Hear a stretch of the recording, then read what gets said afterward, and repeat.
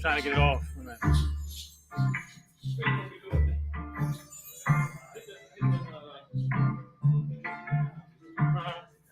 Which one? You want to go live? It's on live, but no, I'm trying to get this off. It's that.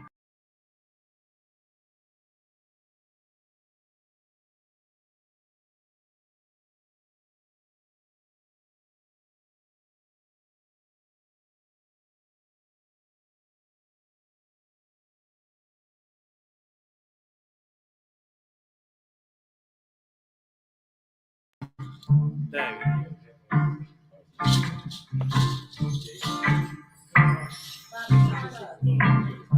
Carlos. What's up, bro?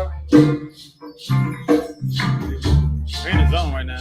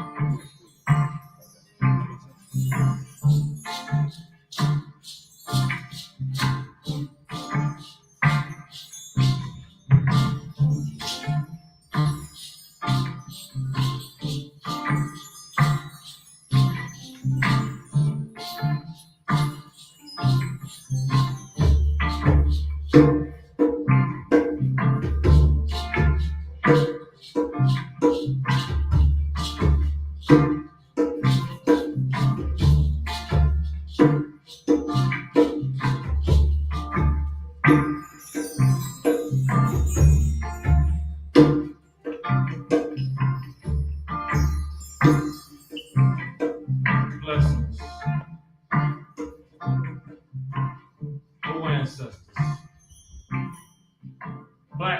1,000 midnights. African ancestors, it is to you that we, your children, give reverence, honor, and vow. O ancestors, we call upon you and welcome you in this sacred space. African ancestors, let your presence, your wisdom, your fire, and clarity fill this space. O ancestors, erased from the histories of the world, yet whose greatness can never be erased. Our African ancestors, who gave civilization to the world. Our African ancestors, who gave the world the arts and sciences. Our African ancestors, who gave the world mathematics and medicine. Our African ancestors, who gave the world music, literature, and philosophy. Who gave the world the consciousness of the divine. O ancestors, we thank you for devoting our lives, your lives, so that we, your children, might rise. Stand with us, strengthen us, guide us, teach us, protect us from the snare of our enemies, seen and unseen. Rise up, O African ancestors, and let this order be scattered. Grant us mayat, wisdom, courage, and balance to confront our oppressors and dismantle every chain that hinders the liberation of our people. Rise up, O African ancestors, and live in us. And we will not fail to honor you. We will not fail to respect you. We will not fail to hear you. And we will not betray you. Ashe. Ashe. Ashe.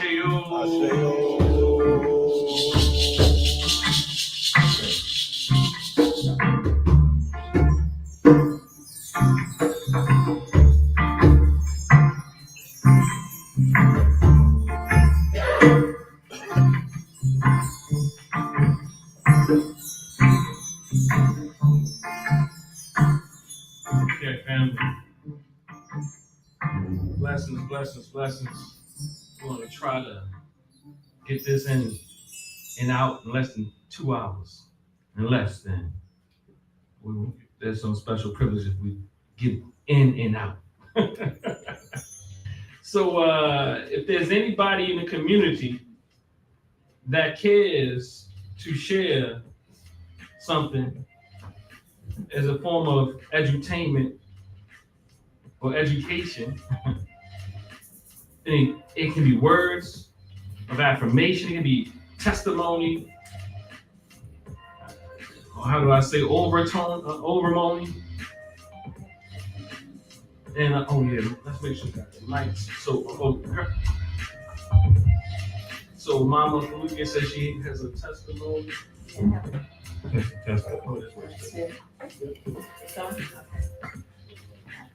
Well, I had the opportunity to implement our vow of clarity of mind. And I was having a conversation with someone, which may have in the past kind of made me get on the defensive side, but I had the opportunity just to listen and not even absorb it, but just listen from a critical ear and not respond emotionally to it. And for me, that was good. Ashe. Thanks for the testimony, Mama.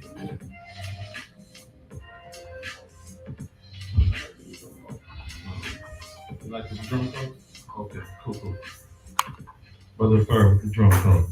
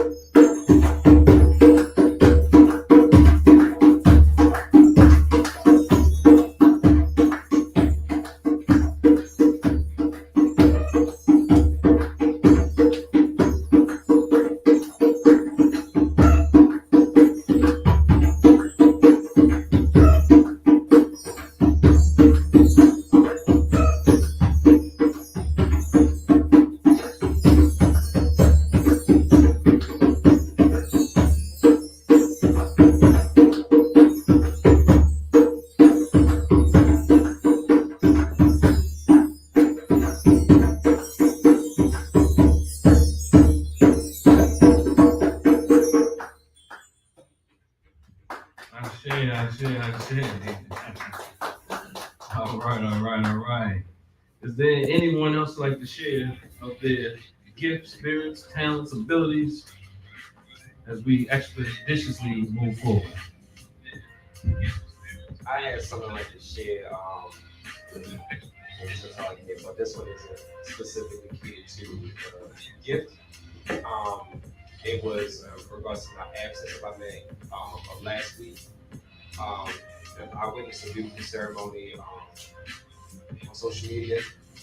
I wish I was able to attend. I had unfortunate circumstances which led to my absence. So I want to apologize to the group here. And I had a really rough past couple of weeks, but I'm grateful that I'm still walking here and running through it. I plan to become more prepared and what's asking me from the group.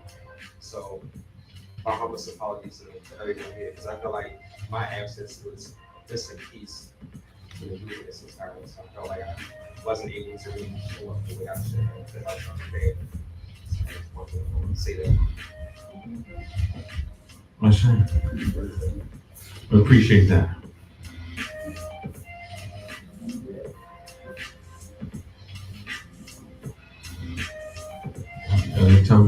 Just tell me and I can move on. Move on. I don't know, I saw some eyes.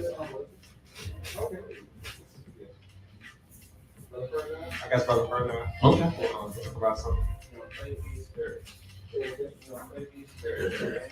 Okay, cool. Lift it up a little more so it won't slide up. Yeah. There we go. All right.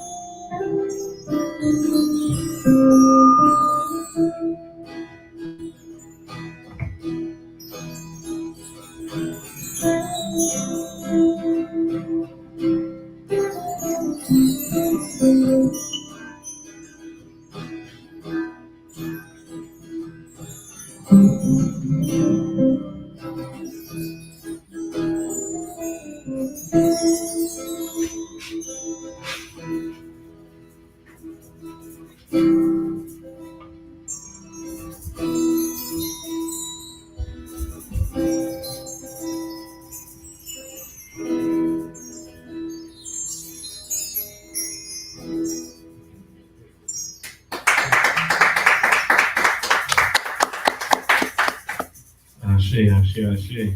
And I give a special thanks to the musical maestro on the chime. Let the people know. The musical maestro on the chimes. You want to say hello?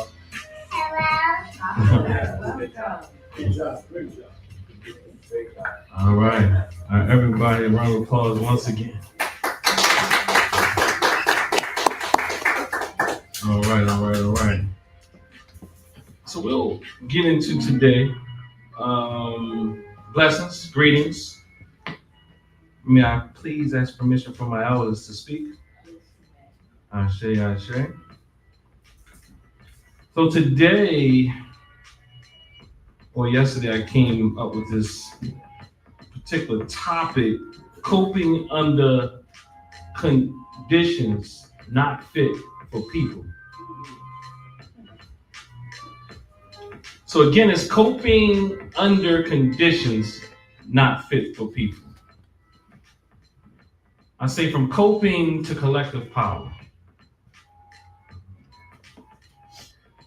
So I wanted to be more of a talk as typical, but I guess I gotta set the stage to some degree.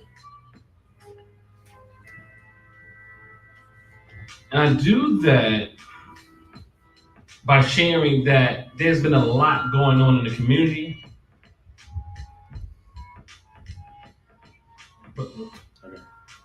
Okay, you got me. Okay. So there's been a lot going on in the community, in the greater community, right? I mean, and it's always been going on. And as a person who is a mental health practitioner, I see it. I'm talking about people in their most vulnerable states. I don't even think many of us, I think we sometimes think that we really, as people, see people that in their most vulnerable states.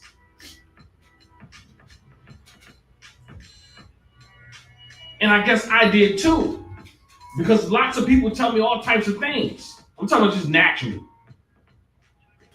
But I would argue that there is a difference when you literally are working in the focus of mental health, but people are coming to you because everything else didn't seem to work. Because typically in our community, mental health is the last option. I mean, clinical mental health is the last option. And for many, not an option at all.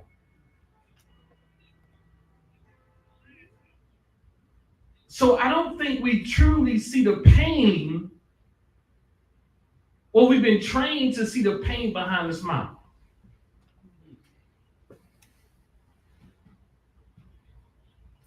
And sometimes we think that the person who's smiling is the happiest. But when I see people smile, I don't believe it lots of times. Because people smiling is a coping mechanism and also a survival mechanism for many. All right.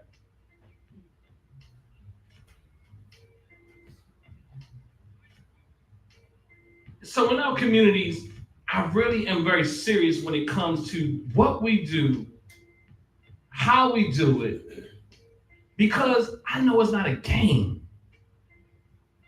And I've already knew it wasn't a game, but even more so that it's not a game, that we are hurting. And we are trying to cope under conditions that are not fit for people.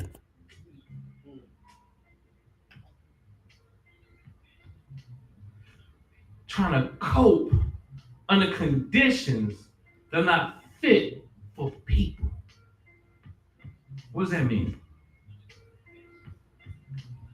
It means that we are doing our best to exist in a society, in a culture, in a ecology that is just not healthy for us.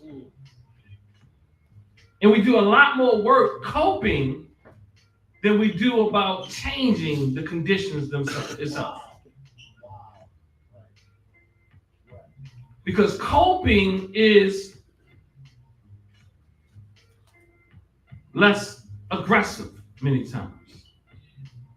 It's the easiest path. Is that what Resmaa Menakem calls that dirty pain even, because it's comfortable. It's that comfortable pain, that pain that we know, versus the pain which he calls clean pain, that means you have to do something anew. You have to do something different.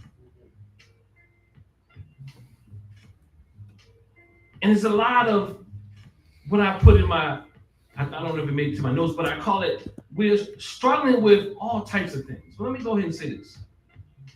So in GIA, we talk about 3 ways of understanding. We understand a way of being, a way of understanding, and a way of intervening. I want to start by saying, especially those who are in GIA rite of passage, that it is essential that we be mindful and intentional about the way that we be, the way we show up. And I'm asking that as those who are initiates, that we actually show up more assertively. And serving is one of those ways. With more conviction, with more confidence.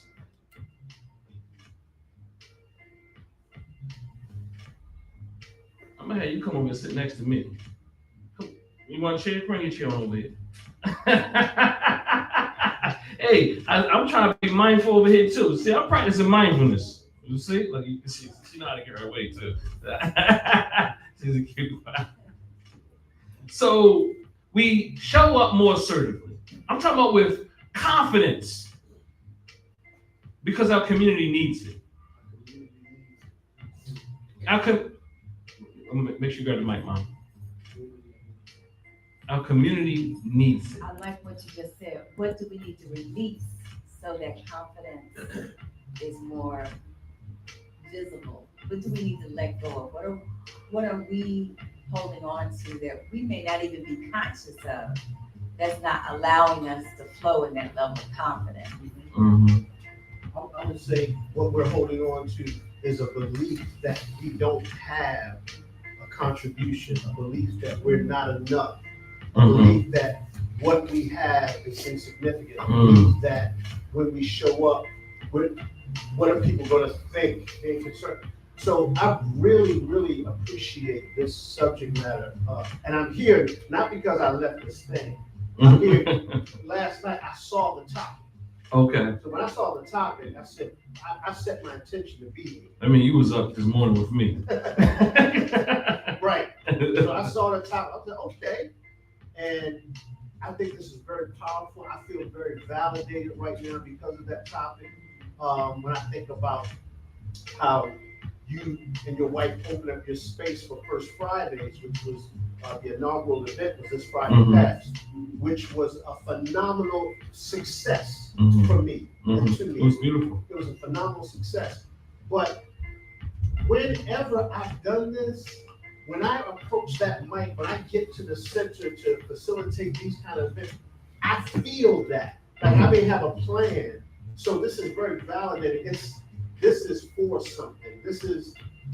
I'm showing up to serve. I'm showing up to provide a certain kind of platform, to do a certain kind of thing. So I'm so appreciating being here and hearing this. Yeah. Thank you for that, brother Adrian. I think, I have more questions than answers, but it's important to note that sometimes showing up assertive, depending on how people are willing to receive whatever you're offering, can be off-putting. So I think it's important to find balance also, and try to understand before being understood. So I guess that's more of a question, like how do you suppose striking the balance between being assertive and saying, okay, I'm gonna do this thing, I'm gonna make this thing happen, and like holding space to figure out, well, what do people want or what do people need in order to kind of like lead in a way that's gonna be more natural, and it won't create not tension, but like, I guess tension is a good enough word. Resistance is a good word. Yeah, so assertive, so to show up assertive is balance.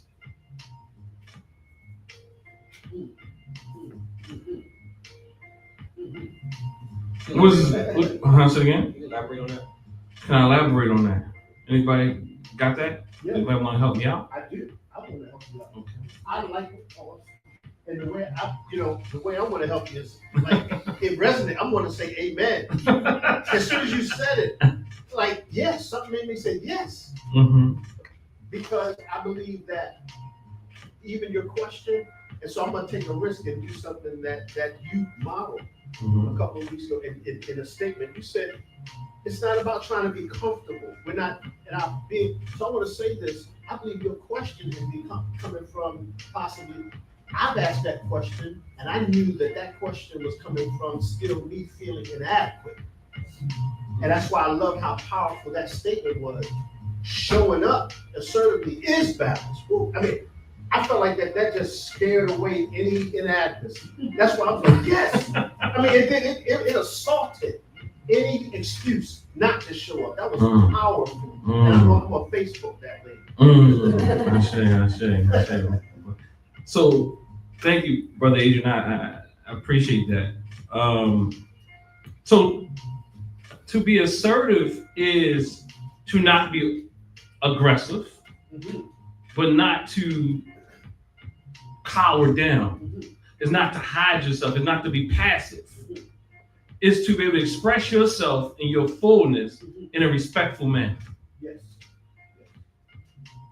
So, for example, people won't feel comfortable in that, but they actually sit back and really have to reflect on it. Like a lot of people can't do. I'm pretty much assertive. Right. But after you kind of figure it out, you're like, I didn't like what he said. I don't like what he said. Then you really reflect on it a bit. After you go through your process, you be like, but he didn't really say anything aggressive. He didn't call me out my name. Right. He didn't. He actually his tone, maybe whatever. For the most, it wasn't like screaming at me. But he said what he said. Right. It might not feel good then, but we need people that can confront, because we're not used to confronting, and we're not used to being confronted. So healing does require some level of, let's say, let me just say this. There is a certain level of resistance that is required in helping people heal. People don't want to have open heart surgery. People don't want to go through the processes. And in fact, when you show up assertive, when people are uncomfortable, and this is for me as well, as assertive as I am, I'm very mindful. But what the thing is, that you become a mirror to their discomfort.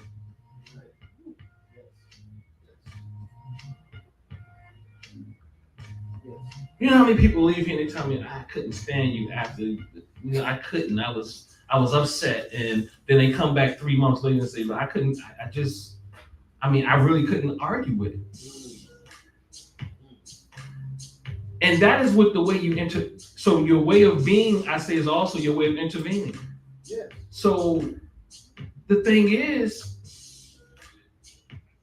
your way of being is very intentional. It's to be centered, is to be balanced, but also speak your talk. Because after a while, if you're not assertive, you feel like a floor mat. That's true. You feel overlooked. You feel unappreciated because you haven't been able to express your point and you just let things pass by. But what I mean by being assertive is initiates of the Ngia rite of passage is that speak about what we offer. Speak about what we can do. I mean, we're going through the process, but speak about it. Don't hide it. Because our community, again, as I said, needs it. Yes. It's too many people out here hurting. Yes. And I'm saying, I'm arguing, I suggest, is that from TNAT, one of the missions it is, and a major mission is healing. Yes. But if people don't know what you do, who is it going to serve? Right. That's it, right. Yep. So show up with confidence. One thing they teach you in school is coming to clinician. They say if you're not confident, the people you serve won't be confident in you. Right. Because they can smell it. Yep. And our people can smell shakiness. Yes. Especially when they're sensitive. They know when you're shaking. And you can shake and do some deep breathing and regulate your body. And they might not be able to see it as much. But you have to be able to be comfortable in yourself, Yes. so that you can serve others. Yes. So you serve. And a major part of healing is that you have to disrupt the thing. Yes. You have to disrupt a thing. Yes. That's a major part of healing, because the process is cyclical. And people are used to having what they have go on. Yes. And that's what's called maintaining any level of equilibrium or status quo, whatever you want to call it. I don't care if you're talking about an individual relationship to a societal level. Right. There has to be a level of disruption. Yes. Yes. Whew. Now, if you know me for years, you know I don't say things that people always like to hear. Ain't that right, Parrish? I'll take away everything. But I'm mindful. You know, look, I tell my clients oh, what's your religion? I say, you sure you ready for that conversation? I said, how's that going to help you? Right. Are you sure? Look, I can go with, look, I don't care. Look, if you want to go to wherever, I'm not going to be shaking. You can look, we can go as deep and even dark as you want to go. I'm going to be okay. Look, I'm not scared of none of it. You don't have to believe in a thing. I'm okay. You can believe in every goddamn thing. I'd rather you not believe in nothing than everything. You know, I mean, I think I can work. I can work on getting you to believe something. But anyway, Brother Fern, what you got? What you say to that, Brother Fern? You know, what you're saying makes sense. I don't disagree at all. I think about. I like disagreement though. You can do that. Yeah. If I had something to disagree, I trust me when I tell you, I have no issue mentioning it. But I think also, I don't remember where I heard this quote, and I'm paraphrasing because I don't know the exactness of it. But I think it's important to know more about a topic than what you speak about in order to actually show up a certain. So as it pertains to like the Injil rites of passage, I'm still okay with the fact that I kind of know what I know, kind of, on a good day. I don't know a lot, Mm-hmm. and I know that I'm learning more. Mm-hmm. So I think it's good to state it at this time because it gives me something to aspire to be. Because I would, in all honesty, like to know enough about a topic to speak about it with a level of assertion, with a level of confidence. Because I know that saying the right thing is going to require being able to answer the questions that come after. And you could say something initially with a level of authority, but then if someone asks even a simple question and you don't have the response, you can lose more than what you gained. I don't know about that. I don't even know if it's true. I'm challenging my mode. No. You know, I do get it. Go ahead, Mom. I feel what Baba Fur is saying is correct, because oftentimes we're confronted with people that really want to be healed, and then we're confronted with people that just want information. So it would behoove us to have a strong foundation in the knowledge, Mm-hmm. along with other elements of what we're learning to practice, to be more effective. Mm-hmm. Because I don't want to be, I want the knowledge, I want the information, Mm-hmm. but I also want the spirit of a thing that allows my spirit to contact the person that I'm working with, to be open enough to receive what I'm saying. And I heard what you said, oftentimes people are not going to receive what we say, but I think with knowledge and the spirit of a thing, and that, for me, that means the essence of the quintessence essence of a thing, the purest and perfect thing of the sound, the visual, the seen and the unseen. So to have the knowledge as well as the spirit of a thing to be able to effectively communicate what India is. Yeah, that sounds good. You wrapped it up pretty good. I still disagree, but no, I'm not saying that. No, Can I pose a question? I think intellectually I do get what you, I do get what y'all saying, and I agree in a sense, but I also want to add something to it. But go with the question.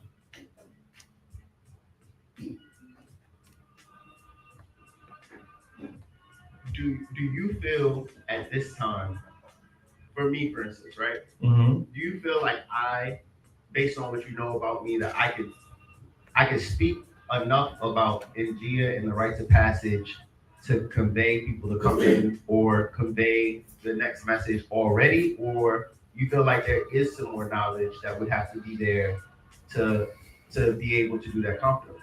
So I'm not asking anybody to speak about anything, Okay. right? Now, No, yeah, I get it. I like confusing people a little bit. But what I am saying is this. I said show up confident in talking about what we have going on here. Okay. Yeah. One, if you can't do that, at least start with it. You can do that. Yeah. Any place you go to, if you like, example, it was two things. One, you have other people around you. So it's not about you alone. It's about the collective wisdom, right? One is the collective wisdom. I can lean on somebody else. I can lean on you. I can lean on Mama Faluke as a massage therapist. I can lean on you as a yogi, a yoga instructor. Let me say that. I can lean on you as a massage therapist. I don't need to know that, but I can lean on you, right? I know enough about it that can give people ideas, but I don't even have to talk about it. I'll be like, look, I got my man's parish over there. But what I'm saying is, that's one, you don't have to be all the things. Two, it was something you said. I'm gonna say this. It's about presence I'm speaking about. That's the first thing. Learn how to share space with people, to regulate yourself, to hold space for people. It was something I wanted to say, but let's say from a clinical standpoint, interns go out there, all they did was read some books. They got to learn in real life. Right. One thing is that's great and good to know is that I don't know everything. Oh, that's where I wanted to go. That's where I wanted to go. You'll never know everything. Right. Like, I don't have to fake. That's healing. Right. Oh, let me get back to you. Oh, look, I forget things. Like, I teach PhD and master students. I'm not going to sit up and act like I know everything. Because you're going to fool yourself. You're going to be performing 24/7. We be acting up. Even I tell my students, look, I see you reading all those textbooks, but come on, let's keep it real. I've been through this. You're not going to remember everything on all those sheets and those papers. And you're going to have to take in certain amounts of bits of information. Most people don't have what they call, what is it called? Photographic memory. I don't even believe half of them that say they do got it. No, I don't agree. I never seen it. I've seen people have good recall, but even with that, it's limited. I've heard people say things over and over again. I'm talking about maybe there's some people, but I'm saying as many people are saying they are. No. People know how to have talking points. They say the same damn lane everywhere they go. You start think they flash, they show up. But what I'm trying to say is, you show up as a presence. You know what I'm saying? Say, look, I don't need to know it, but look, we need to go here together and collectively, and you can learn that way, because there's a lot of things going on in our community, and we need to be out there. Or bring people in here. Yeah. You know what I'm trying to say? Look, you've done enough work to be able to help somebody. Great statement. That's great. That's a great statement. I want to say, for me, the simplest form for me to be able to connect is just to keep asking questions. So the first question, what does Njia mean? And then the second would be, what does Njia mean? What does the path mean to me? And the more questions you ask, the more answers will start to surface. I was asked by somebody to speak at an event, and I really didn't know what to do, because I'm not doing that consistently now. But I say, I've been on this planet long enough to have collected some information to be able to say something to these women, right? And so I approached it from a particular topic, and it was very successful. But had I never challenged myself, just like this class, with the covenant, you know, I had to look at myself and say, are you just being cheerful? Or are you going to take the collective information that you've been experiencing and given and learned to put it out there? Yeah. And so that's what has worked for me, to keep asking questions, even if you know very little about it. Because the more questions you ask, the closer you'll get to the answer that you need, or that is needed at that time. Let me say this and you come back.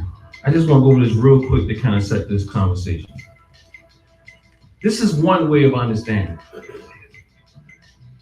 16% of Black adults, 7+ million, struggle with mental illness yearly. Black adults are 20% more likely than whites to face major depression, PTSD, or anxiety. Nearly 40% of Black teens report persistent sadness. Nearly 40% of Black teens report persistent sadness. Suicide, which we believe is a white disease, which is not a disease at all, among Black youth is up 144% between 2007 and 2020.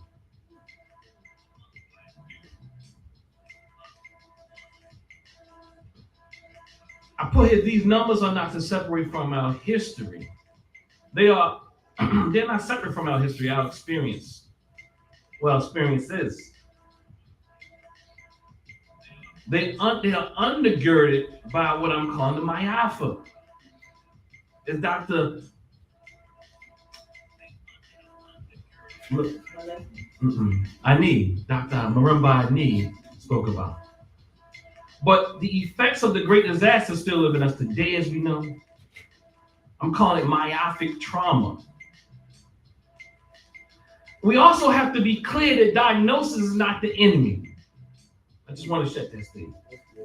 I'm sorry, even to my elders, you can't show me where diagnosis is the enemy. This society,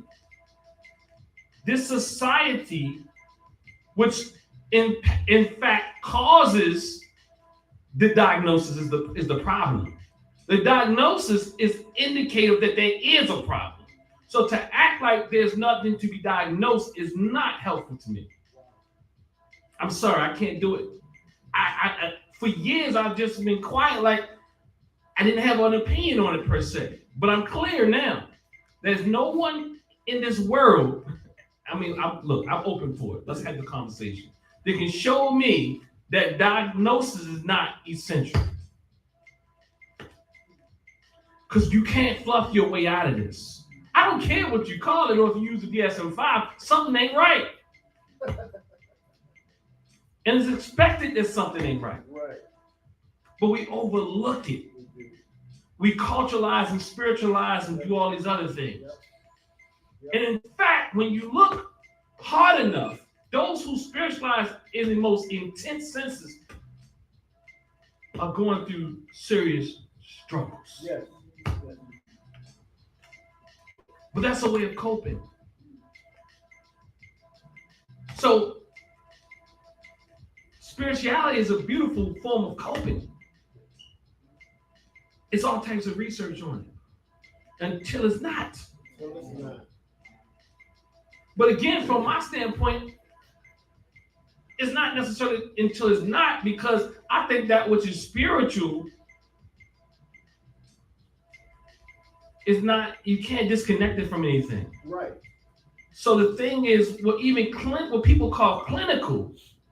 See, people, I catch it. Sometimes people try to relegate, and I don't see it that way. Relegate what they say, oh, that's clinical, or that's literal, or that's left brain, or right now. To me, it's all one.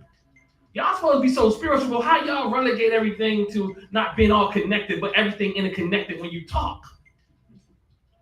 See, I understand shots. I just understand that people aren't as clear as what they talk about. I learn from you. I learn from you, but you ain't clear about what you're saying. I'm taking what you're saying and I'm attempting to put it into practice. Because everything is spiritual. How the heck do you disconnect intellect? How do you disconnect diagnosis? How do you disconnect anything?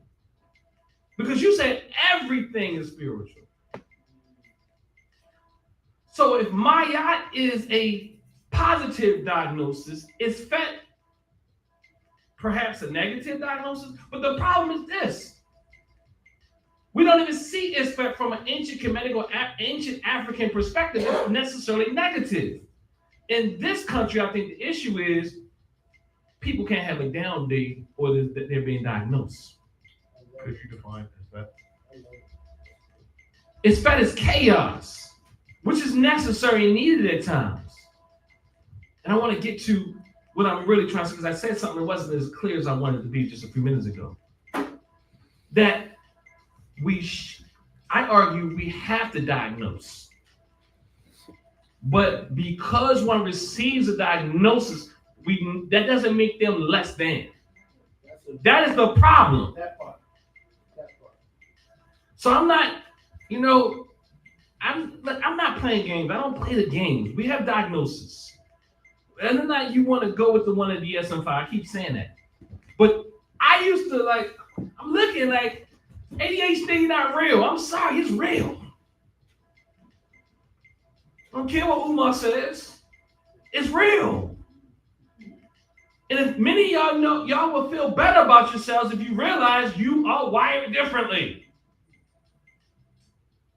I'm not looking at you. Or you looking at me. Well, you probably are wired differently, but I'm just saying. We all wired differently. We say that we all wired differently, but look, see, that's the thing I'm saying. We don't look at reality. And I think it's a problem. We want everything to be the same, and everything ain't the same. Give me the mic. Everything is not the same, and everybody's not the same. It's not a problem if one is more intellectually in a sense. You can't say a person's more intellectually strengthened or stronger, but you can say someone is intellectually deficient in a sense. We can't even say that. But the problem is not to say that it's not a problem. Everybody has their strengths. If you really believe it, you won't just choose which ones are appropriate. Because you will see that human beings are on a spectrum. And then we can appreciate each other truly for our strengths. Not to call it a deficit, just people are different. And people do bring stuff to the world due to their uniqueness. Whether they're intellectually what you call superior or intellectually whatever, but people have strengths in all areas. You about to say something? Now, I'm just going to say, for the longest time, I would say that spirituality is the only reality. I would say, and I stood on it, Mm-hmm. but I stood on it in the context of what you're saying. Mm-hmm. All things are spirit, like everything is connected. Mm-hmm. So for me, saying spirituality or being spiritual is the only reality Mm-hmm. was the foundation of that. But then I kept hearing people say, "No, this is real. You're not dealing with reality." And then I heard some trained spiritual people would say, "No, you got to come back to reality," and it would annoy me. Mm-hmm. It would annoy me. But now, for some reason, I'm ready to say, okay, diagnosis or this, that. So let me say it this way. I'm telling myself, okay, there's one reality. And so this is a part of the reality. Mhm. Actually, this is the first time I'm saying this openly. So that I believe that there's one reality. I believe there's one divinity.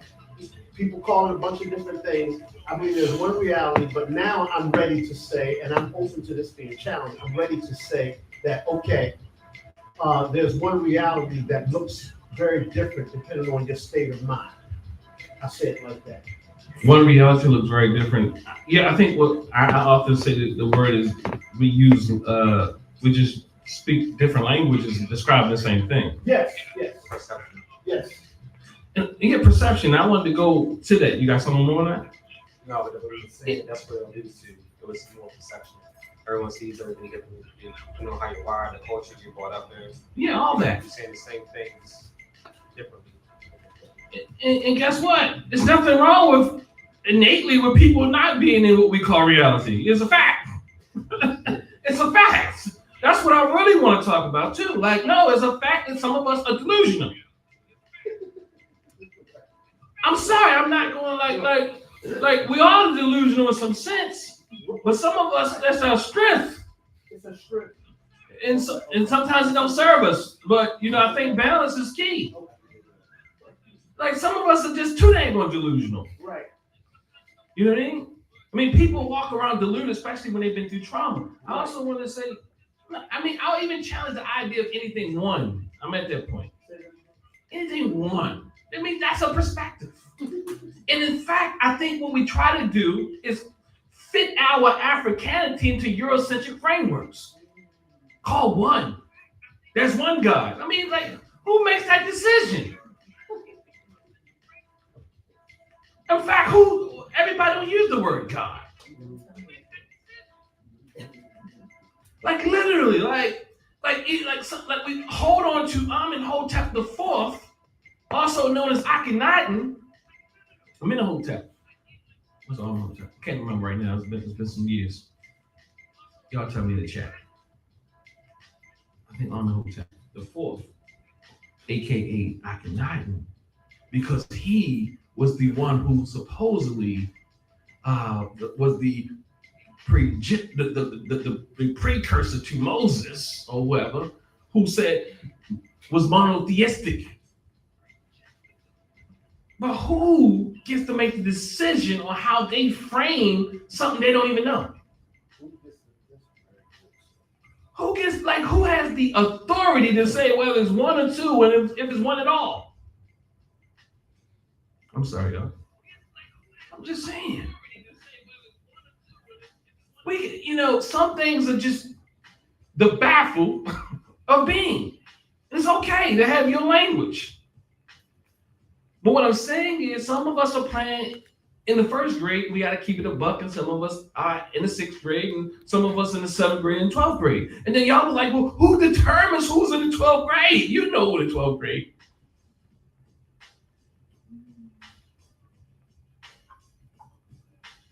So the thing is, what I'm saying is, when we look at these statistics, did you hear something first?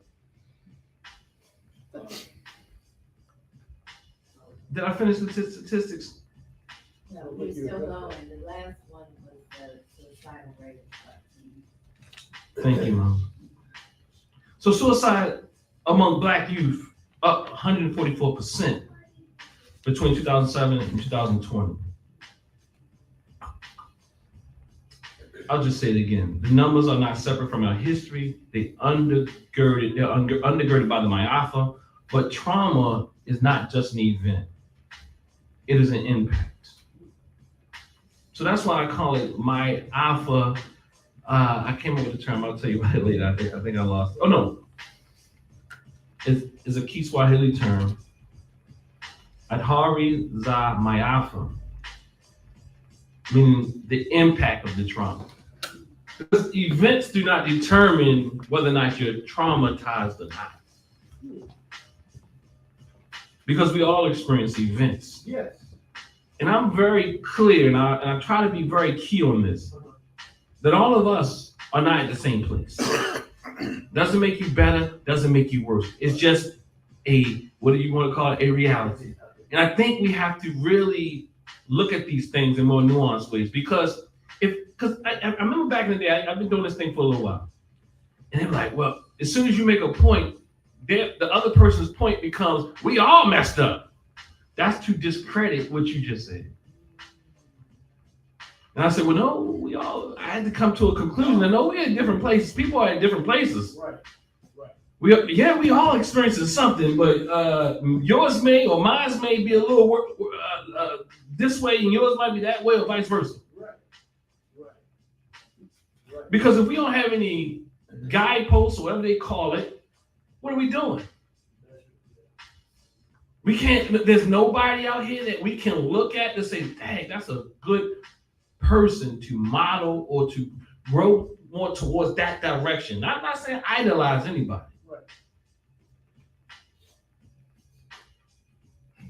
But to me, it's part of our ego that is a result of the trauma.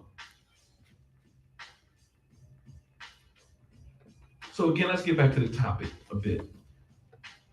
Coping and conditions not fit for people. So that's what these statistics are showing. And a lot of our children are like done with it. They're tired of it. And a lot of us have been tired of it. And it impacts our relationships, because the more you have bought into this system, I promise you, the worse off your relationship will be with other people.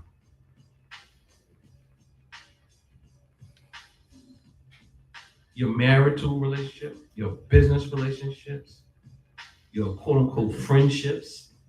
I put a post up the other day. I really don't need friendship. I really don't need friends.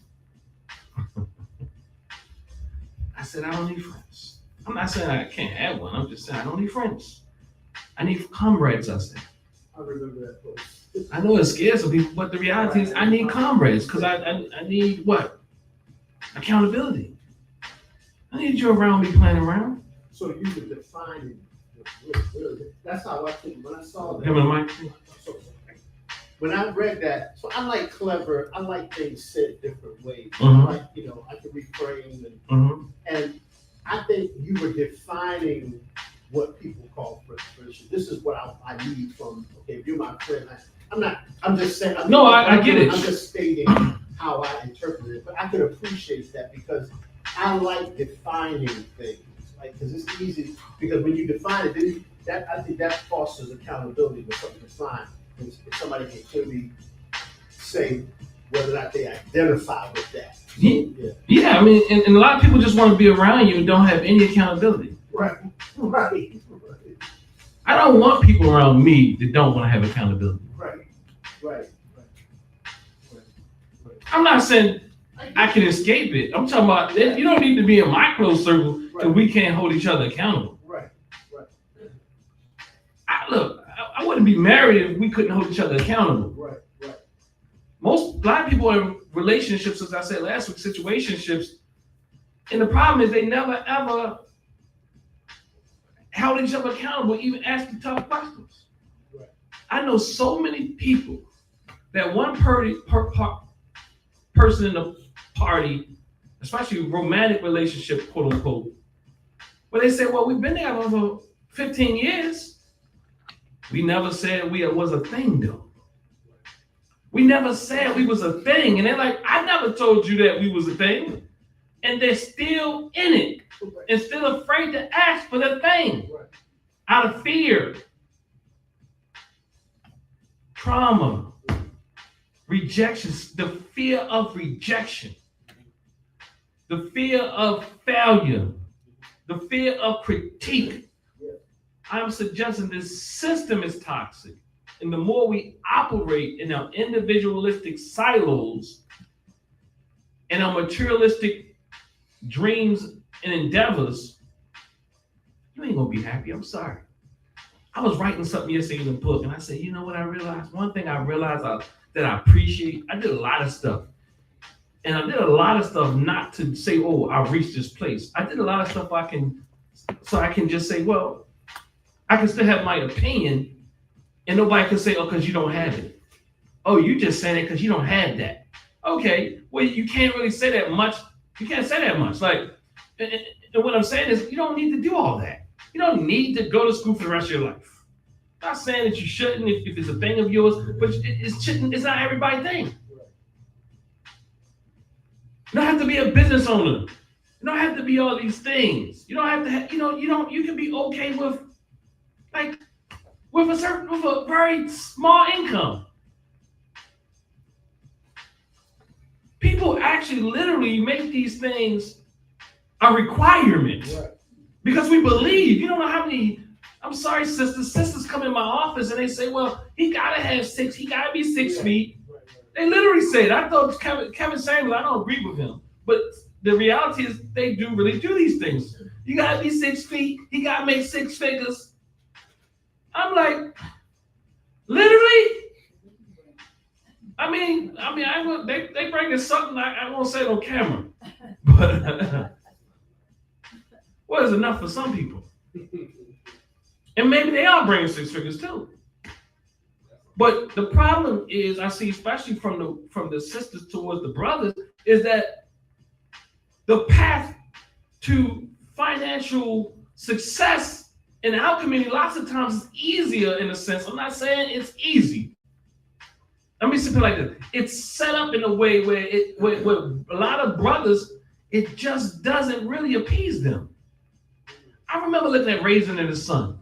We did that for our rite of passage. And I saw the struggle.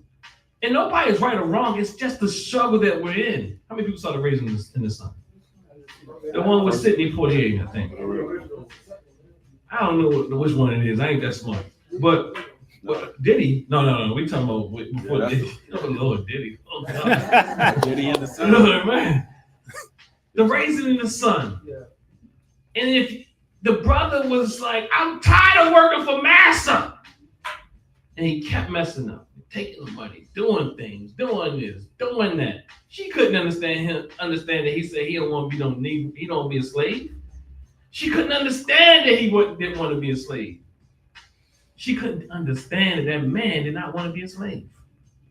It messed with what this country tells you what it is to be a man. But he couldn't understand that what she was trying to do is protect them and set a solid foundation. But they missed each other, per se. He didn't want to be on a plantation, and she couldn't understand that he felt like a boy. I don't want to feel like a boy. It's not easy for me to go and drive these white men around town every day. It messes with me to a great degree. So sometimes the most revolutionary of us are called little boys. And what I mean by that, because some of us struggle financially when we're in this movement. The movement don't bring you money. You can make some money while you're in it, but believe me, it does impact your ability. Because if you're a clown, excuse my language, you can make all types of money.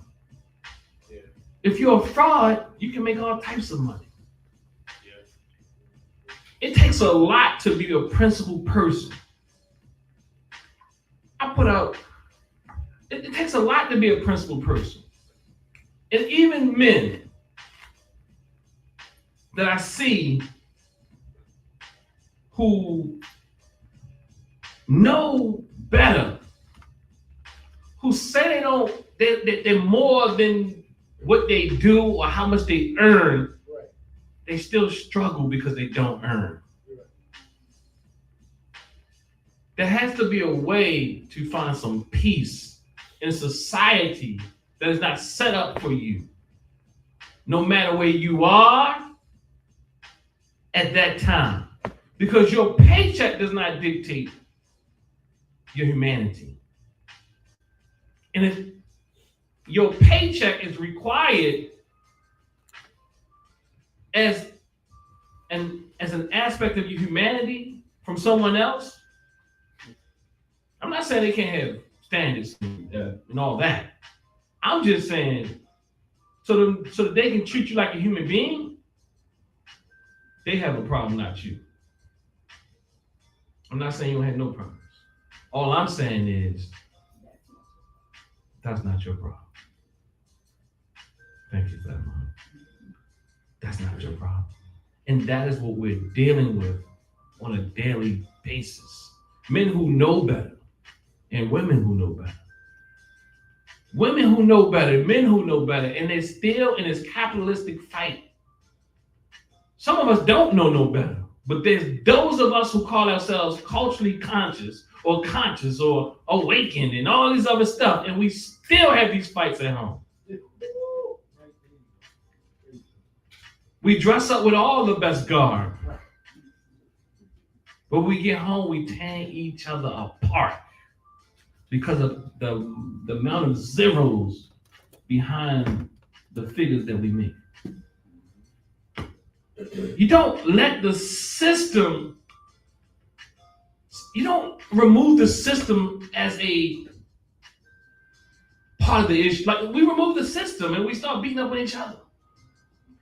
We understand, because at some point some of us get tired. We can't blame everything on the system. We ain't blaming everything on the system.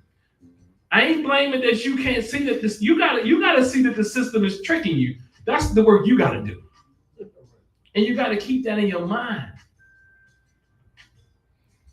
And everybody's not going to do the same thing.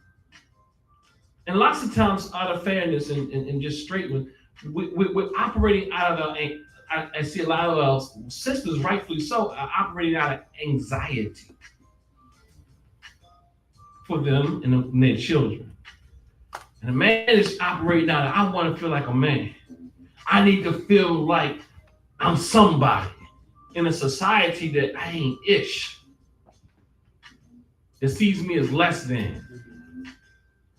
In a society that measures you by the size of your bank account or your income. And most people ain't got no bank account, so you might as well, I don't care what type of how much income they got, the bank account be looking funny. Some people got real good bank accounts and they make too much income. Right. But let's talk. I mean, I'm not coming here to do all this talk.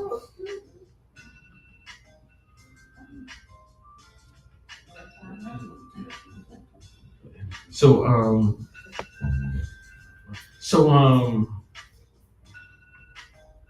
you said, was that you, brother? I was trying to come in. Check. Trying to come in? What? Yep. My mic sound nice. Oh, what? Oh, I want to add to what you're saying. I also believe, and we talked about this before, that is also a thing of where we haven't set our own idea of success. So even no matter what the zeros are, whatever the zeros are, if you tend to start making those more zeros, then you start trying to be like the people who make those zeros.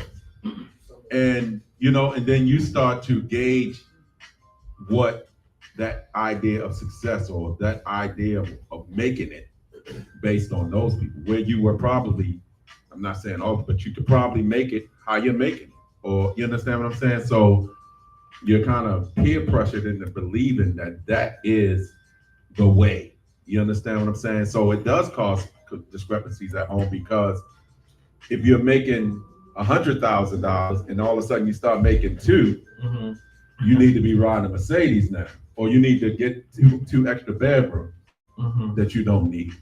It's just you and one other person, but you need 2 extra bedrooms. So when the conversation come up, you can say, I got 6 bedrooms instead of 4.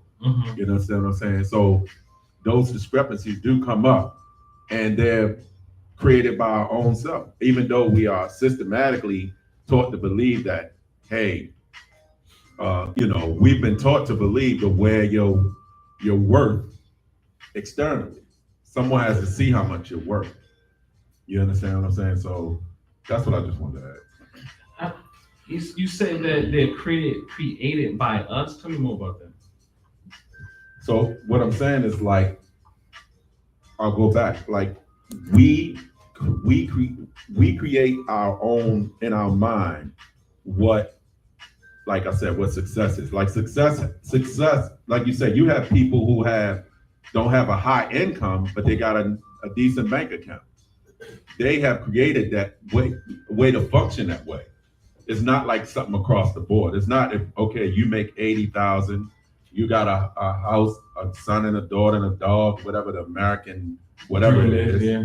You understand what I'm saying? Mhm. It's not across the board, because you got people who are millionaires that got a dog, 2 daughters, and they're struggling because they've set something higher to be recognized as established at this point. So what I'm saying is, they created that. Like, when the person himself created it, because that same person who's living at a different means will have that same type of feeling that they have. It's just an external number to say from some, that try to prove that you're a this or that. Now, mind you, once you create that situation, you're kind of stuck in it. You know what I'm saying? Once you create this level of being, then mentally, I don't know about physically, I believe you can adjust, but mentally, a lot of us get stuck in that. So that's when we go into this depression or anxiety about the next thing that's going on, because now we're set at this thing, and by no means can we handle it without being this way. We can. We have to shift we have to have a frame shift. The problem is, I know by experience. So look, my wife can bear witness if she wants. I don't know. I know what a lot of zeros look like and no zeros look like.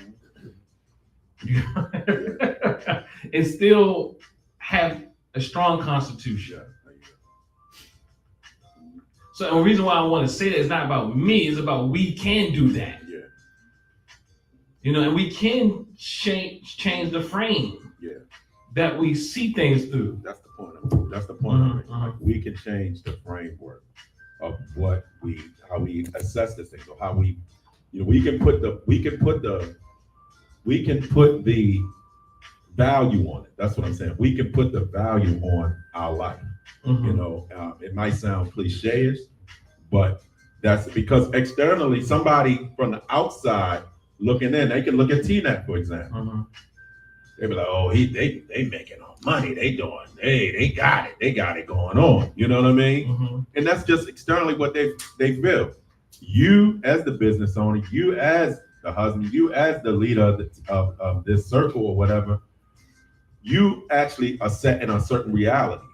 It doesn't matter what these, you know what I'm saying? It doesn't matter. You're not gonna, when they say, oh, he making it, you're not gonna go like, yeah, I'm making it. Yeah, you got it right. I'm doing it. I'm big up to me. You know what I'm saying? So that's what I'm saying. Like, you set that parameter to say, hey, this is how TNAT operates. It doesn't have to be what you think it operates, or how your value you put on it. This is the value that it has, not monetarily, but principle. The principle. This is how it's represented. I don't know if that makes sense. No, it does make sense. And so I think, again, the culture is essential, right? I do think we have that, but we're competing against a culture, even though we do have those thoughts, those ideas, those ways of understanding the world.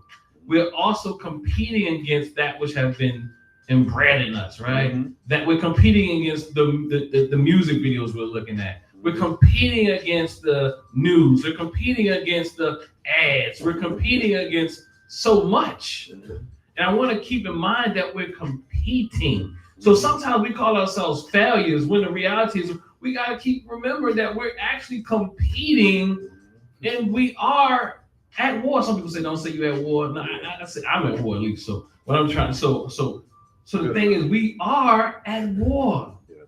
And nobody makes it easy for you. Mhm. You have to first understand that it's real. Yeah. Brother, further you, brother. Yes, oh, yes, I'm sorry. Let me make sure you There's a got lot on my heart. I feel like I've learned a lot, like in the last at least 2 years, and you know, it's an interesting thing. I try not to believe in like absolute, so I don't think that you know, you either choose morals or money. I think you can have both. You know, and I'm only mentioning that because I think that can be a pitfall to some extent. I also believe that some people, you know, they definitely choose money over morals. They might start at a decent place, but the road to hell is paved with good intentions. And you know, I've met people who have all the signals of wealth and prosperity, and you know, they don't have any integrity. Or like they have a Maybach with the license plate that says closer, but they haven't seen their kids in a year. You know, and then on the opposite end, I know people who said in 7th grade, I'm gonna be a teacher, and they pursued that, and that's what they became, and I would deem them successful because they chose a path and they became what they chose to be, and it's not a monetary thing, but it's like a fulfillment thing. So it's such a I would even say more than a spectrum, because the spectrum makes me feel like it's linear, like one way or another, but I think it's just it's a slurry of a variety of different ways that people can find success and happiness and choices. I also think, you know, margins are important. I do a lot of like business consulting and financial forecasting. And just because you make $1 million doesn't mean you have the right margins. You know, you can be paycheck to paycheck and be a billionaire. You know, and I think even conceptually, when you think about that, like, you know, I guess what I'm trying to say is like I've learned some lessons, and like part of those lessons are living below my means and finding purpose and putting like my morals first before a paycheck or a goal, and like define what I want to be and what I don't want to be and what I don't want to have before I make any decisions, so I can make decisions with a little more integrity than not. And you know, I'm saying a lot, but I think a lot though- is coming up. I think though, we can have a conversation. Yeah. I don't know if anybody said anything about morals over money, No, definitely. I will. but I still would challenge a bit though, because in this system, you know, what is money? You know, I mean, what is it? You know, in this system, it's very difficult to make the amount of money that a lot of people are making without Being compromised. without compromising your morals. It is almost, I'm saying in this system, Mhm. it is almost an impossibility. It is a fight. Mhm. It is a constant struggle. It is a constant struggle to even have a position inside of an institution that you work at. And I understand, because every move you make may cost you, especially if you speak against the very thing that is trying to be maintained. It is, so money is a social construct. You know, you could say morals are as well. But the thing is, and I'll just say it again, and I see hands, but it is a war to uphold from African perspective, let me be clear, and any radical perspective, and also be rewarded in this system. I said this system here that we're in. And it will dilute and make decisions for you. And it does for all of us. Some of us are more impacted by that than others. But there's not a such thing in this country. I'll be wrong. I could be wrong. No, I mean, I'll be open for the discussion. I mean, I like the discussion. Mhm. That you can, look, there's nobody, I mean, I'm not going to say nobody, but it's very difficult. Let me just say that. And if you, it would be an anomaly, an outlier. Yeah. If you see people in high places, I don't even care what high place, honestly. I don't even care what high place. I'm talking about the higher they go, the more they compromised. Yep. Hmm. Go ahead, bro. Fred, you got something?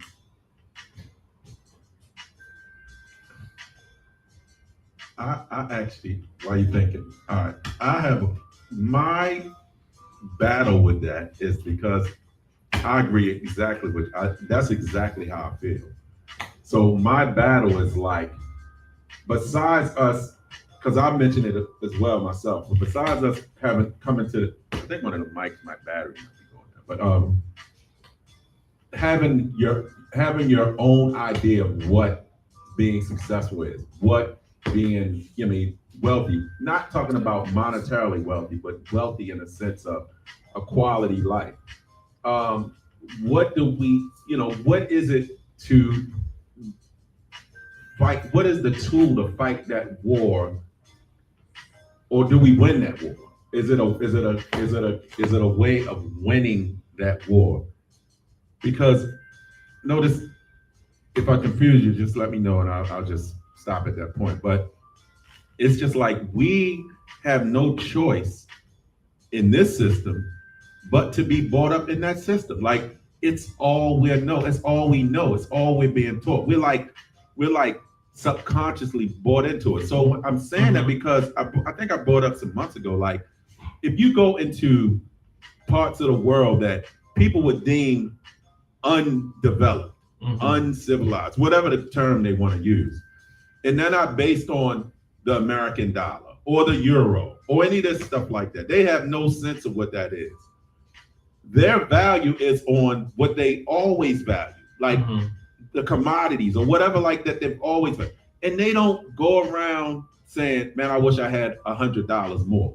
So, but they weren't brought up in that system. You understand what I'm saying? So they don't have that same fight. I mean, that same mentality.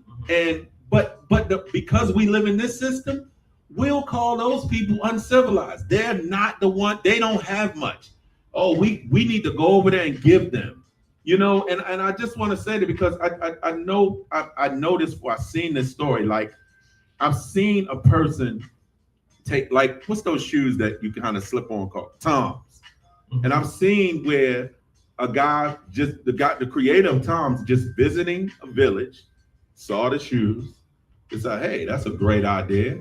He didn't go to the person making the shoes or the people and just, he said, oh, I'm gonna make these shoes and I'm gonna sell them. But what I'll do to give back is, for every one I sell, I'm giving one to someone that's needed. But you don't realize this person who makes the shoe in this village, that's their livelihood. So now because you want to you're a millionaire, you think you're doing good, this capitalistic mindset. Hey, I'm being generous. I'm selling these shoes and I'm gonna give them back to the people in this community. But now you put the shoemaker out of business. You know what I'm saying? They're brought up in this world where, like I said, we're trapped in this world where this capitalistic way is the only way. And no matter what, you're gonna see, even in the bad, you see the good in it. Not talking to me and you, but the capitalists see the good in it, even when it's not so good. And like I said, they treat the people who are basically living how they live and contributing to the community or whatever, how they're doing. They don't have much, or they're less fortunate, and it's like, and all the while you are contributing to their less fortunate.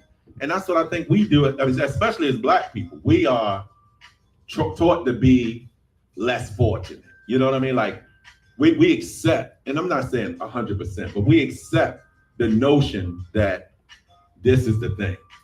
Whatever they create, this is the thing. So even in our This is how it must operate. This how it is must the operate. only way it operates. this is the only that's This what I'm is saying. natural. Yep. So a person like you or us in this circle who challenges that must be crazy.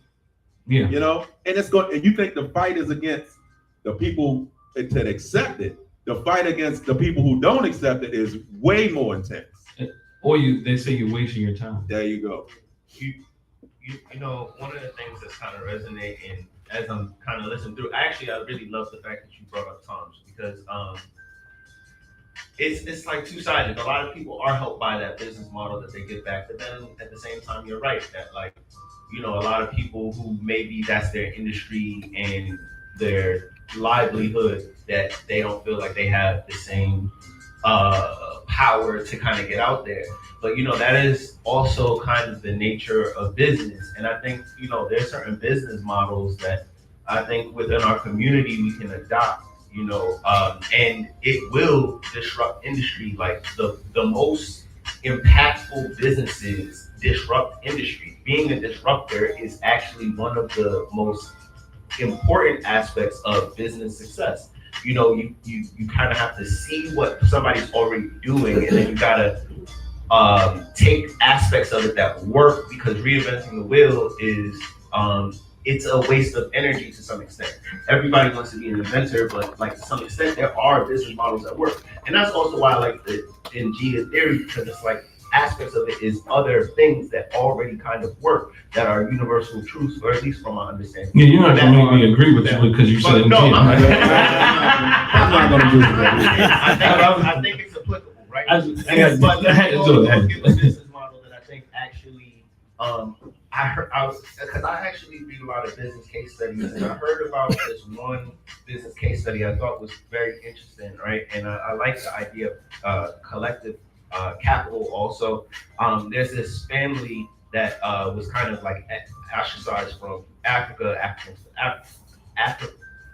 or Africans kind of ostracized them, and it's the Patels and the Indian family, and they came to the Americas, right? And when they came to America, they were looking for opportunities, and they couldn't really find one. But their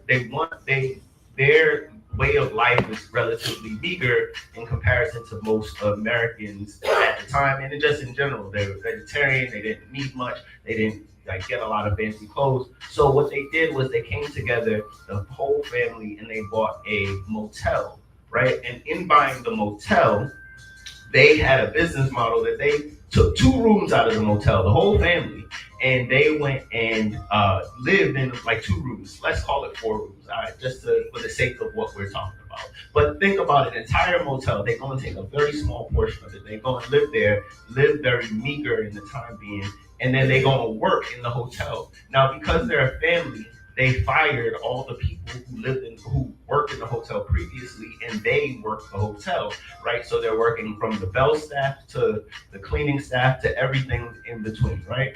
And because they also have very low needs, right? They weren't even paying each other, right? So they have much less expenses, operational expenses, than any other motel in the area. And when they started to make revenue, they essentially just undercut the market. So every other hotel is like $90 a night. Let's call it like they did like $25 a night. So if I can just finish. So they go and do that model.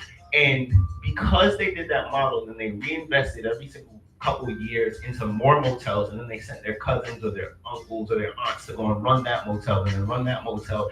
Right now in 2025, they, after doing this from the 70s, they own 90% of the motels in America. 90% are owned by the Patels. And I say that to say that there's existing business models that work, that like we just have to think about ourselves a little different and like reframe what our needs are and how we think about life, and come together collectively and apply to go and then excel. And you know, I like the idea of Tom's, but what's our version of Tom's? thing I'm asking. All right, come on. All right. Go ahead. So I kind of, that story is good, but what I'm trying to, what I'll fire back on is saying that now that, in the presence, you said they've run 90% of these hotels. So eventually they're gonna adapt to whatever the because I'm pretty sure they're not. I'm sure 90% of the hotels are not their family. You know what I'm saying? So the motels in America right now, 90% of them are owned by the hotels. But saying the workers workers, for them. I'm talking about workers. Like you said, they cut all the people. Like, so now they're hiring people doing it. The other thing with that is this. They also set precedents to say, this is what the market can be. So are the other people overpricing the market? That's part of the system. The part of the system is saying, this is what it has to be, when actually they prove that it doesn't have to be that. So what I'm going back, and I want to use the Tom's thing or whatever like that. So it's still the system. You know what I'm saying? It's still, it may be fudged a little bit, but it's still the system. And that's why I said, once you come to America or come to the Eurocentric type of thing, you're not going to get away from the system. That's why I say, I mean, that's a great example, except for like now that it's the 90%, they don't just have all their family working there. They might have the family ownership, but they don't all the family not working there. And even if they did have all that family, let's say hypothetically they had all that family working there. And real quick, and that's what immigrants are doing anyway. Mike. Sorry. And that's what a lot of the immigrants who they trying to send away are actually doing themselves. They coming over, just starting whatever, putting all their family, living 10 to 12 in the house, taking care of the rent and everything like that. And then we'll be like, not we, but us Americans will be like, oh, we need a 10-bedroom house for two of us. So. And I think also too, historically, when you look at from Southeast Asia, Latin America, even, that the family dynamic is different. Their spiritual dynamic is different. They come here with a purpose. And so we are so diverse in our thinking. And what you may believe would be successful in business, somebody else may not believe it. So it's more challenging. And that's within your own family. So it would be more challenging for us, not that it's impossible, but be more challenging. And so it goes back to what we started with, is that we have to go through some rough places in order to be healed, so we can get on the same page. So I think even with that, thank y'all. Even with that, I think I know it's okay. This is okay. Getting back to the topic a little, just bringing it back a little bit. I'm not saying we went off, but just kind of like tie it back. It's a struggle out here in this society. And one example does not change the system. The business did not disrupt anything. The business just made one family rich. And even if the hotel was inhabited by all the 99% of the hotels with their family, it will be their family. It doesn't bring change to the rest of the society. It doesn't help you. It doesn't help me. It doesn't help. And this is one family that I guess we said we can do this and we can take this and do this. But the reality is they have Black examples of people who operate in high levels of capitalism that aren't serving us. The trickle down don't work. It's never shown to work. I mean, I get it. It almost feels like, to some degree, when people talk, it's hopeless. But the reality is it's not hopeless. You have to look at this, you have to change the strategy, and maybe you have to do some things within the system, right? On both ends. But knowing that although you have to operate in the system as it stands, that is not the ultimate goal. It will never serve you. And it's very unfair to compare people who migrate here without the conditions of Black people here against Black people. here who are a high, not saying you did that, a high majority, I mean, a significant majority, and not to even understand that, to include that racism is a real thing. And although there is some ideas of racism against other groups of people, we must keep in mind that there's no experience like Black people when it comes to this country. This country,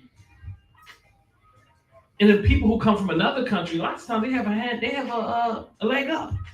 They even have countries to back them. I'm talking about even our brothers and sisters from the continent.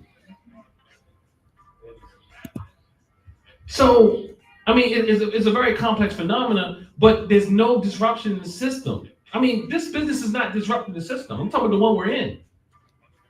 This is not a disruption to the system.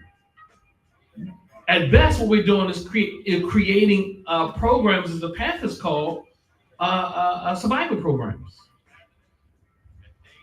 Pending revolution. I don't want to sound so radical, but what I'm saying is it's facts to that. Like there has to be a true disruption to the system. And me opening another business in here is kind of like a what they call a hush harbor in a sense, but we're online. You know? So like the enslaved Africans used to go and have their own little spaces, like in the brush or a place like that, where they planned and organized and praised in their ways and different things like that to organize, strategize, even rebellion, that type of thing. Yeah.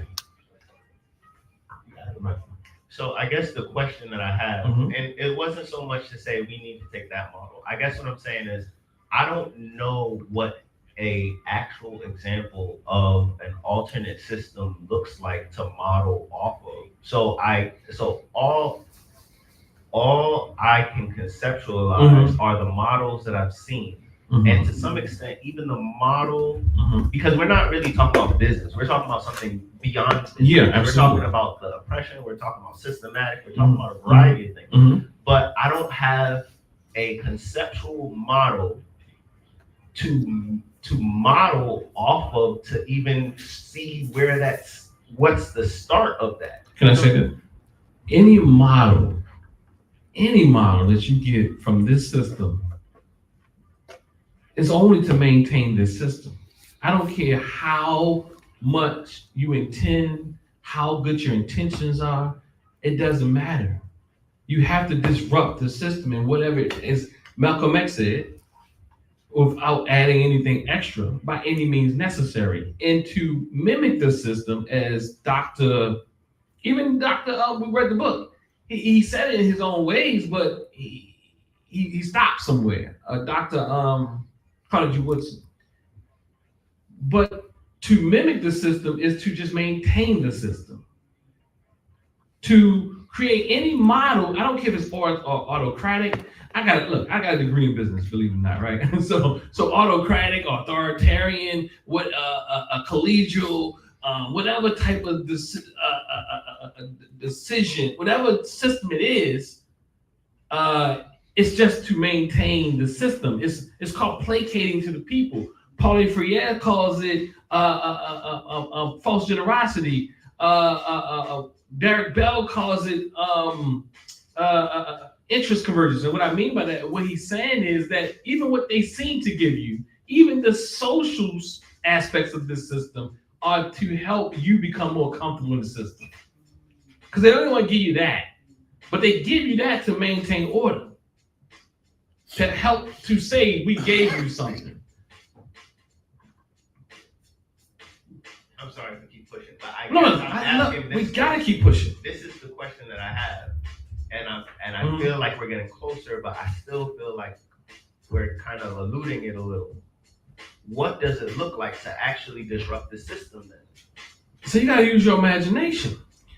So the system can't be like it is, and it cannot be. Think about Cuban Revolution, right? Think about any revolution. It cannot be as it is.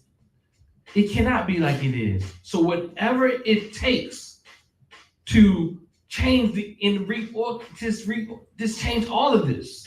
or redistribution of the funds, whatever. Like you cannot no longer have millionaires. You millionaires and billionaires. You can't like what I'm saying is you have to like whatever. I'm just throwing things out there, but the reality is they are the problem as well. You can't have black people. You can never catch up. You can never catch up with people who enslaved you and call yourself disrupting the thing by using their measures. They'll never give it to you. This is what there's no catching up with people who stole everything. There you go. You might have to steal some shit. Excuse my language. I'm just saying. I'm just hypothetical. That actually becomes more descriptive than a lot of what was mentioned previously to me because Not stealing, you might need to take it back. How about that? I guess what I'm saying. Like Traore. I don't understand the English versus French translation. Some of it is made up. But if he says French get out, that it becomes a radical move in Africa. There you go. And that is not popular in European systems because it is disrupting the stronghold that it had over that country forever, that continent forever. But they will they want to call out his thoughts around homosexuality to derail our fickle minds because people can make their own rules up. America gets. I'm becoming. Let me get my thought out, Paul. I just don't want to lose. I'm with you. Okay. All right. You go ahead, and I'll come back. No. I just wanted to say that you brought up a good point when you use Cuba as or any of those quote unquote socialist type of movements because it's not that those movements don't work. It's that the very system that it's against is saying it doesn't work. How do you keep that system down by saying, you know what, it's some good in it? Because we all know all systems have some good in it, but you can't say that system has some good in it because you have a system that relies heavily on you being the benefactors of it. When you can't benefit from it, why say it's good? So when you have just like you said, a Traore who says, hey, get out. We want to mine our own uranium. We want to do that.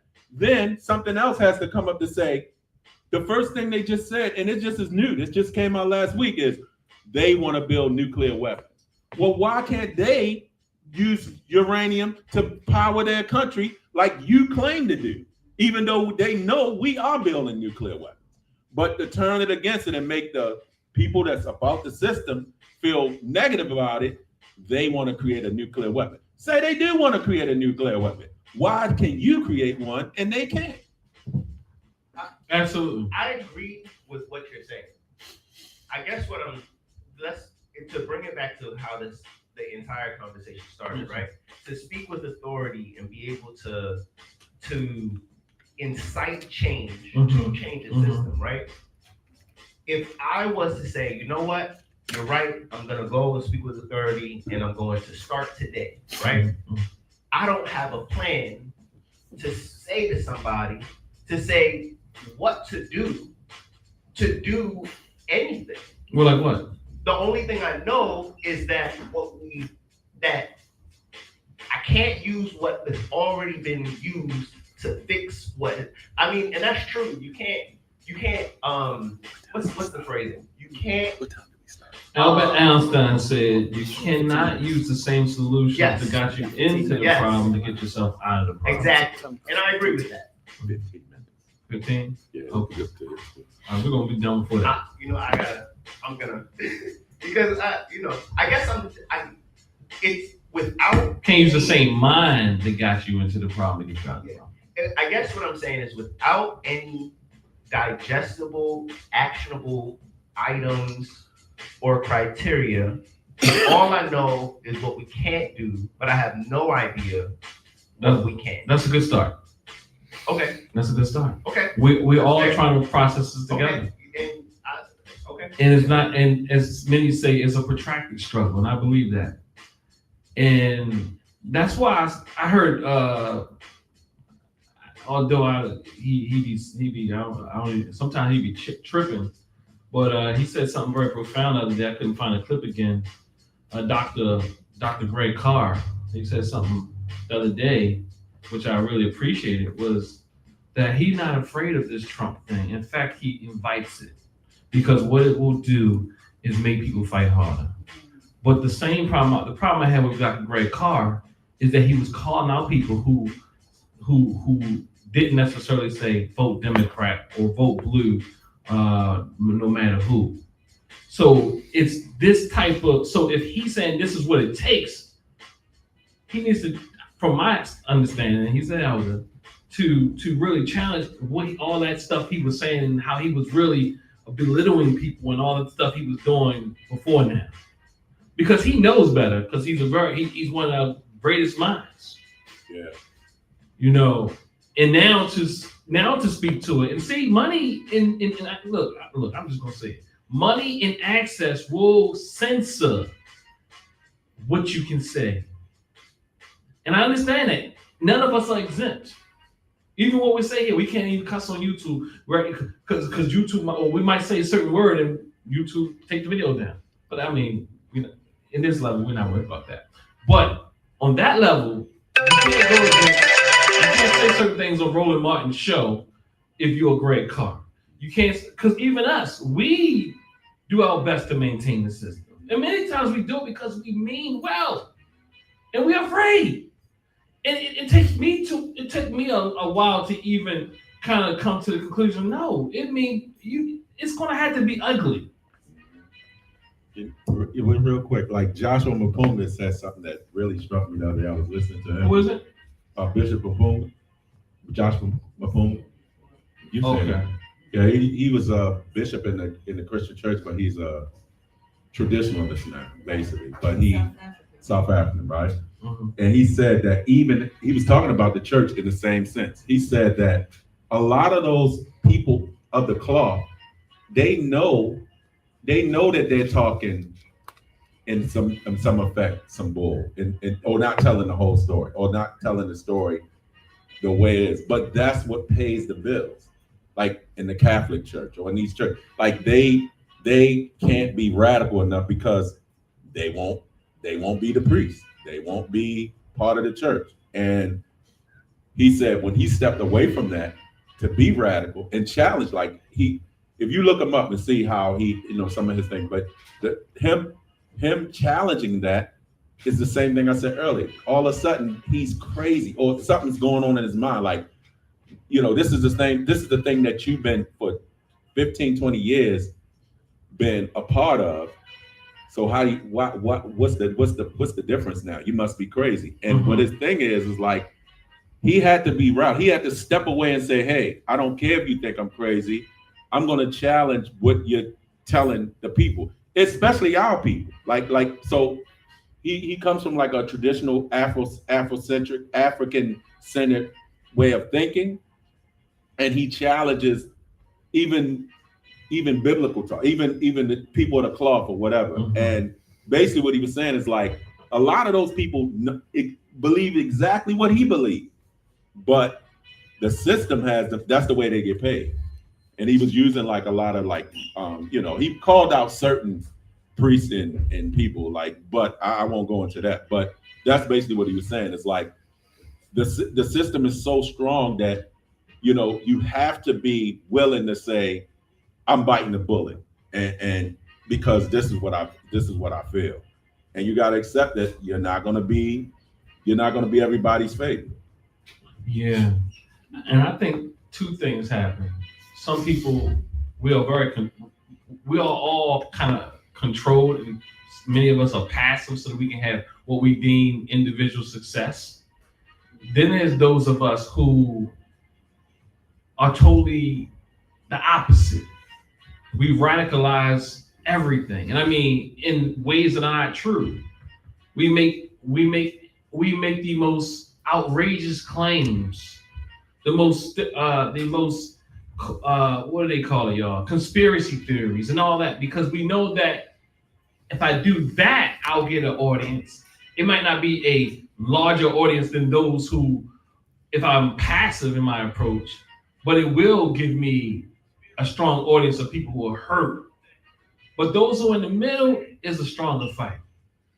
It's because to me, it's like a both end. We have to understand that the fact and the nature is we do have to operate to a great degree tactfully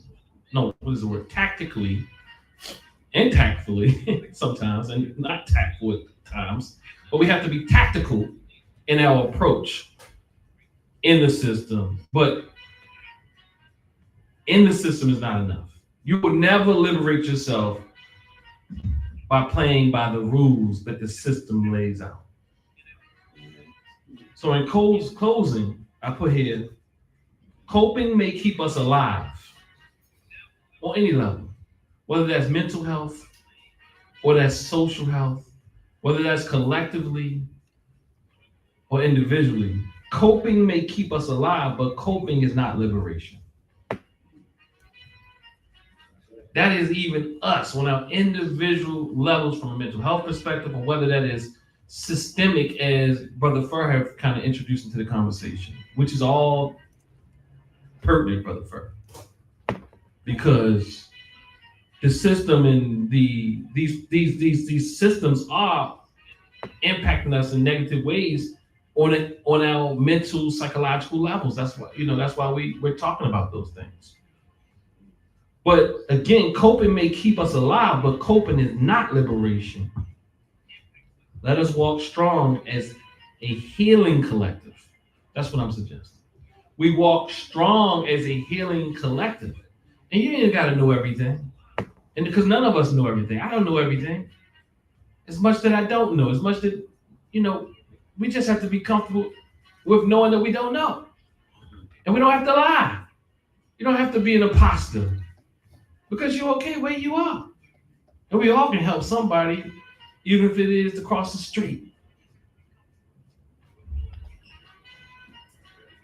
Clear in our understanding. Again, we have to have an assertive way of being, clear in our understanding, and united in our intervening. So again, in jail, we have to be clear in our understanding. And what is that? That doesn't mean you have to know everything. That's part of your understanding, that I don't know everything. You understand? And then you can be comfortable knowing that I don't know everything and not have to act like you know everything. And then you could, that right there could help people more than you know. That they find somebody who's not operating as if they are in a fraudulent manner. You know what I mean? So, family, that's it. Harambe? Yeah, I'm Blessings. blessings. I'd like to lead us in 7 Harambe's, hands to the sky, bringing the fist down, and then finish it off with the fist. Harambe! Harambe! Harambe! Harambe! Harambe! Harambe! Harambe!